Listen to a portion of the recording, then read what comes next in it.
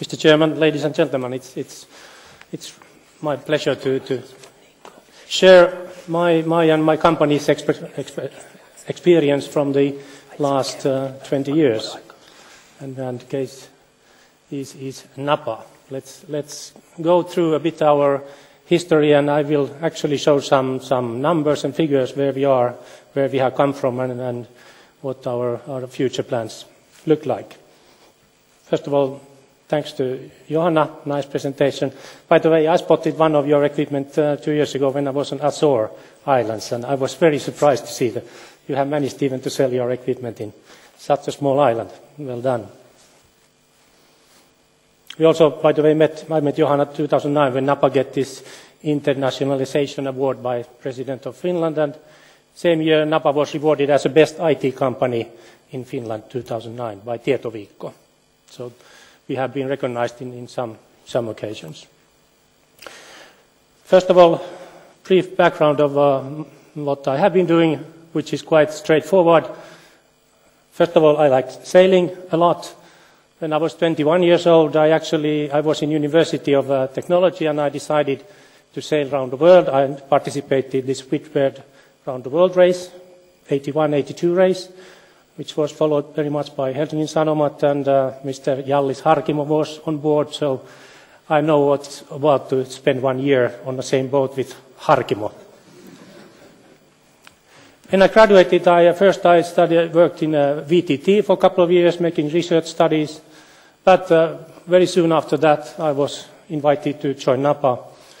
So now, next year, I will have my 20 years anniversary in Napa. I have seen quite a lot of the growth and what we have been doing in our company. I thought that it could be most interesting to start this presentation, maybe not to tell really what directly about the products, but by asking if we talk about the world's largest container vessel and one of the world's largest shipbuilding corporation in Korea and Napa, what do they have in common? And by the way, I wish warm respect if Mr. Cho is here. I could see that Korea Business Center is presented here today. I would be happy to be proud that Napa is cooperating with all major Korean shipbuilding companies. But let's have a look how world's largest container vessel looks like in 2-minute video, and you will see, shall we say, practical ship design aspects, what it is all about to design ships and what is relevant in today's world. Maersk Line is building the world's largest ships. But just how big are they? Imagine a basketball court seating several thousand. Next to it, a full-sized American football stadium with some 20,000 spectators. And finally, a spectator-packed ice hockey arena. All below deck. While the new EEE class is only a few meters longer and wider than the current world record holder in size, it offers no less than 16% more container space due to its wider, more bulbous bow. The wide body allows room for an additional row of containers. Moving the bridge forward improves the line of sight and makes it possible to stack containers higher.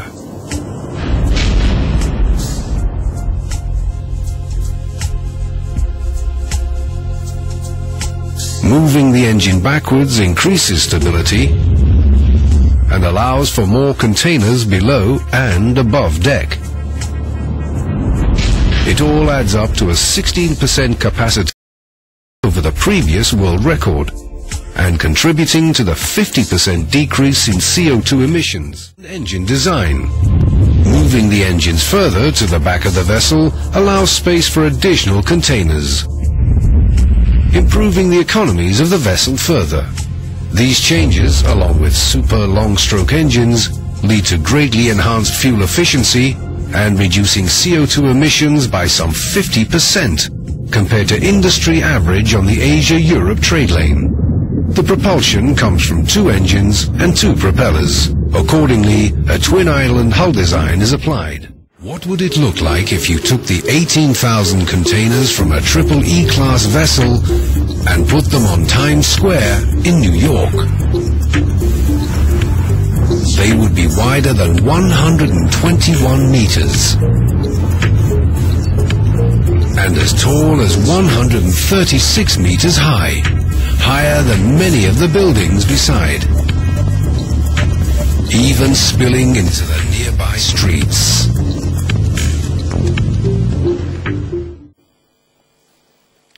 Right, quite inspiring design task.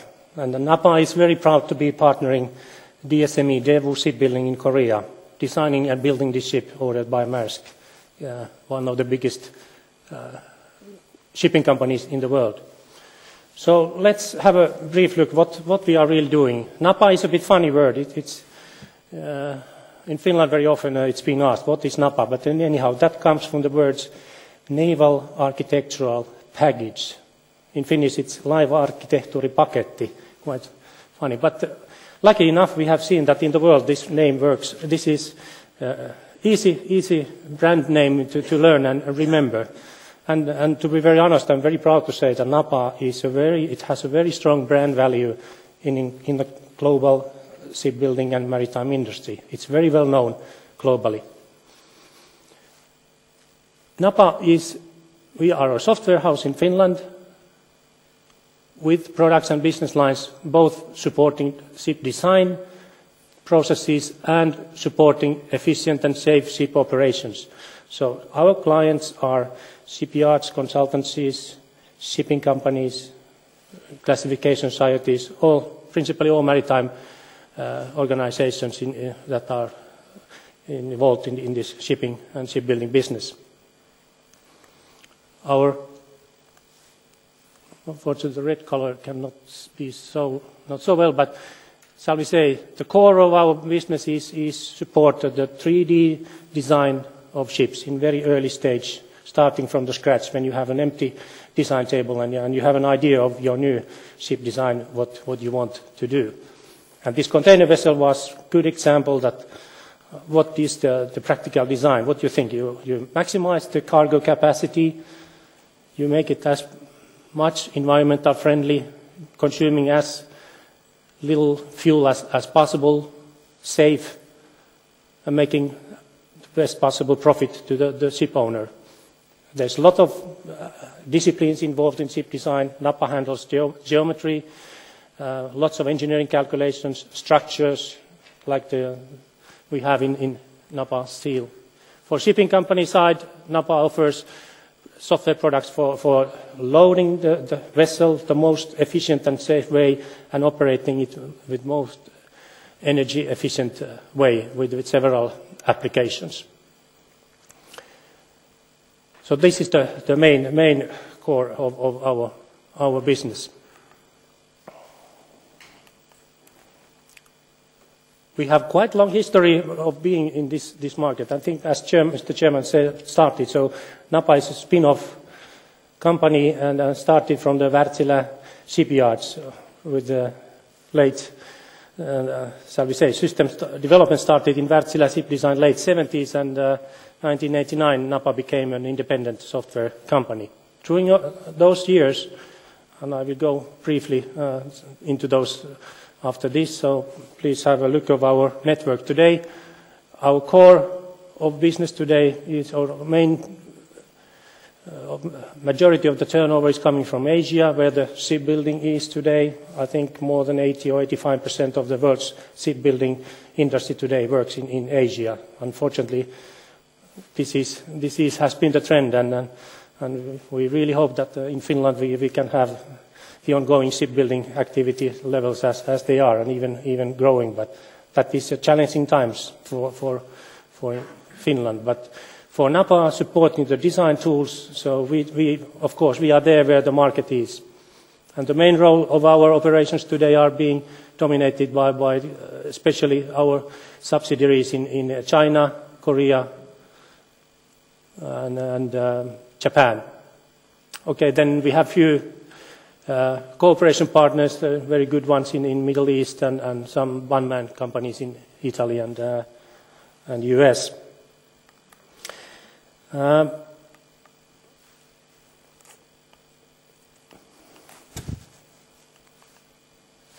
No, it's stuck. Can you move forward? Okay. So let's spend a few seconds with this slide. Very often this software business is being discussed at how many millions of users and what's the growth plan and what you are really growing in few thousand percentages of the turnover. I took for this picture quite long history starting 1992. So the first 3 years I left away because that's when you start from zero. It's not so relevant. But I made the statistics. So our Napa Group turnover, so annual increase over 19 years period of time. So it has been 18%. It's amazing steady growth. Some couple of peaks, as you can see, 2008 to 2009. So we suffered slightly of the world economic situation, but we are keeping the growth again. But even more, I think, which is really the challenge with what I have discussed many Finnish software entrepreneurs, how to keep your profitability over years to come. I'm proud to say that in 19 years period, Napa has succeeded to keep over 20% operating profit as an average.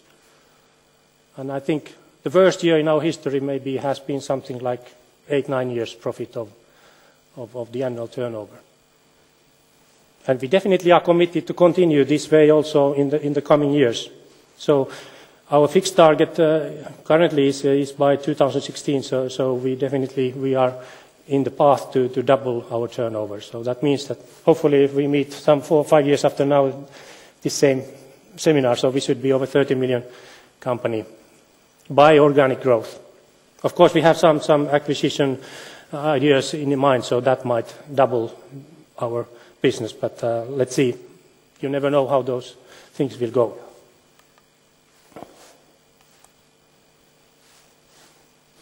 And what about the market situation or the references? With we claim that we are the global market leader in our field, and that's what we really believe we are very proud to have. Today, this Napa design system is being used by over 350 world's leading and largest maritime organizations. If you look at the shipbuilding industry as such and the global the value of the business, so those companies representing 95% of this business, so they are our clients using Napa. So in practice, this means that if you go to Korea, Japan, China, so in practice, all the major shipyards today already are using Napa.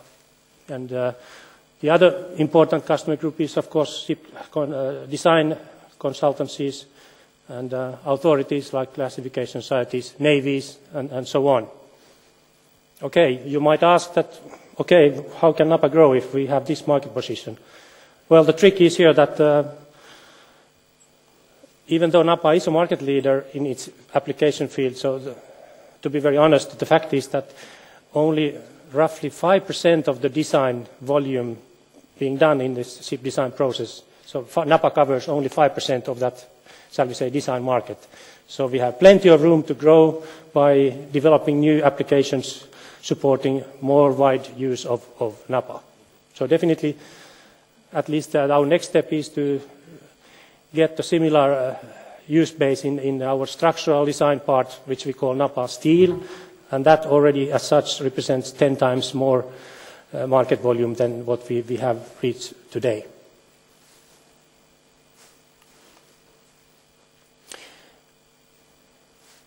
Let's go. And the other business line, which is newer in Napa, is the products for shipping companies, ship owners, but there is still quite a similar situation. We have over 350 world's largest shipping companies and maritime organizations using our onboard equipment, and over 1,000 vessels sailing globally in the oceans having our equipment on board. Mainly tanker vessels, RoPax, different kind of gas carriers offshore, and so on. And today, I think if you look at this market, so there are definitely over 50 or 60,000 vessels sailing in the world, which is considered as our market potential, and maybe a couple of thousand vessels to be built every year. So there's a lot of market to catch in the future. So all in all, when looking at this kind of situation, I thought that how could I share our experiences with you today. So I collected a few important notes that we think are at least has been a very most important success factors in Napa Group. So first of all, and these are quite actually simple ones, very straightforward factors. There's no magic to make good profitable business. First of all, you have to simply know your domain. You have to have an idea in a certain application area and where you feel you are very good at. And when you combine it with the good IT skills, development skills for your software products or services, so that's the main components to build up a business.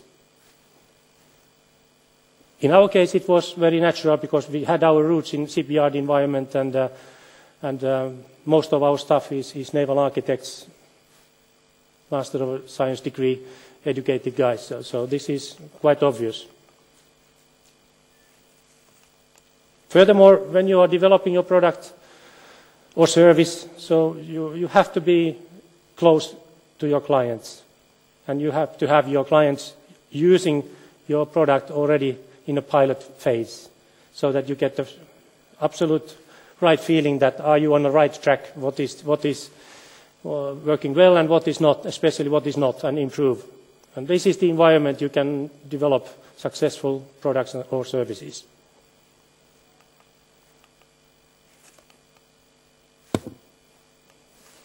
This remote is having some difficulties. Then what is, I think, very typical is how you define your strategy. We call it small giant, to be a small giant. And that is simply that you have to look at your global market in that way, that select your area where you believe you can be absolutely the best, number one in the global market. You have to believe in your development product that you are able to be number one. That has been always the target in Napa. Whatever we develop, the starting point is that can we be the best in the world in this application that we are going to develop. Okay, the other side of the coin could be that if you do it this way, your market segment might go too small. So it's always balancing between are you having that kind of a niche that is giving you the volume you need. This has been working well for Napa. We defined that we are in a ship design business, and inside ship design business we selected we are in the so-called initial design phase of ship design, which is the most demanding, challenging part of the design. And that's where we have been all these over 20 years of being in this business. But so far it has worked for us very well. And furthermore, going or getting global leadership, it doesn't happen overnight. For us, it has taken about 15 years, very gradually, from Finland. First, we get shipyards and consultancies in Scandinavia, early 90s, and then the next, shall we say, when shipbuilding was strong in Europe in the 90s, so we took the market leadership in Europe. And I think it was year 2000, so 11 years ago, we decided clearly, I remember the day in the NAPA's board, we discussed that what is really happening in the world. We have to get locally presented in Asia, and then that time we made a clear decision that we will open our own local offices, be locally presented with local staff, and gradually start building relationships with Asian big companies.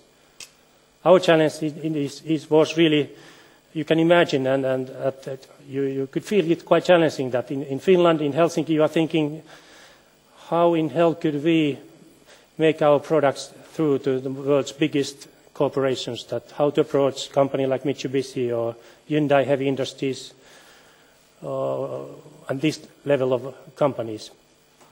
And to be honest, it took many years. We built up local staff, and that was the most crucial step to find the right persons in each country.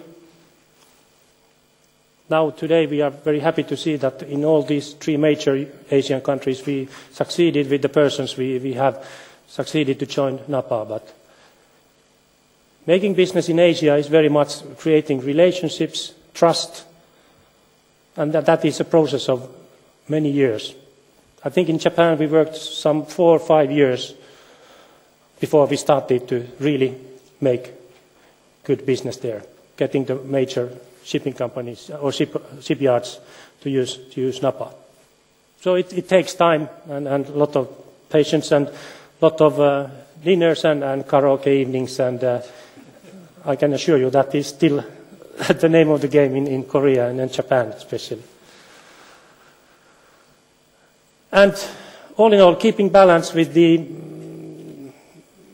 3 major interest groups that keeps a company developing year after year. And that is how to keep a good balance between customers, your own staff, and owners of your company. So I decided just to describe this, keeping this balance by this triangle. If I get some more, yes, like this. So the area where many companies are struggling, that how to keep balance, that okay, you might be very close to your customers and your employees, but how are the owners? Are they happy with the company and its development? Today in Finnish IT business, we are talking about a lot of startup companies and exit possibilities, and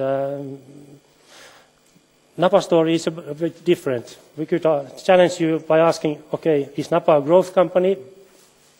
To be very honest, I don't know.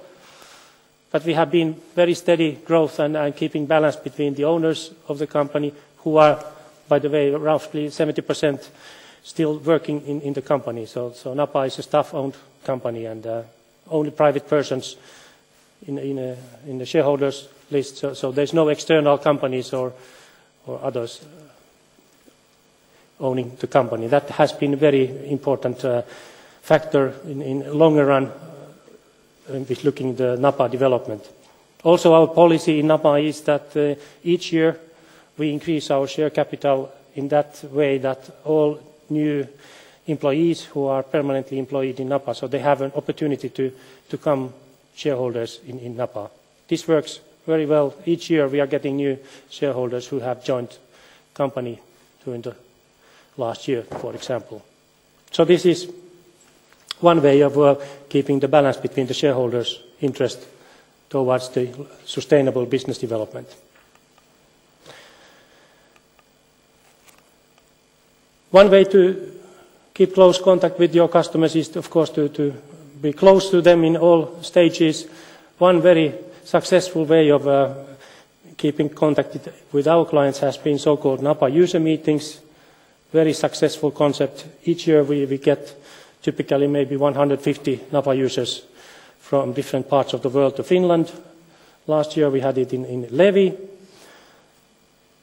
This has been so successful concept that 5 years in a row we have been running user seminars also in Asia, Japan, China, Korea, where typically we have some 150, 200 participants in each conference. And of course we have lots of fun on the evening time. But these are very good meetings for NAPA because we learn really close from the participants how they feel about NAPA system and what's bad and what's good, and where we are in respect to other competitors, so to speak. So all in all, this was in very brief what I planned to show you what is the story of NAPA.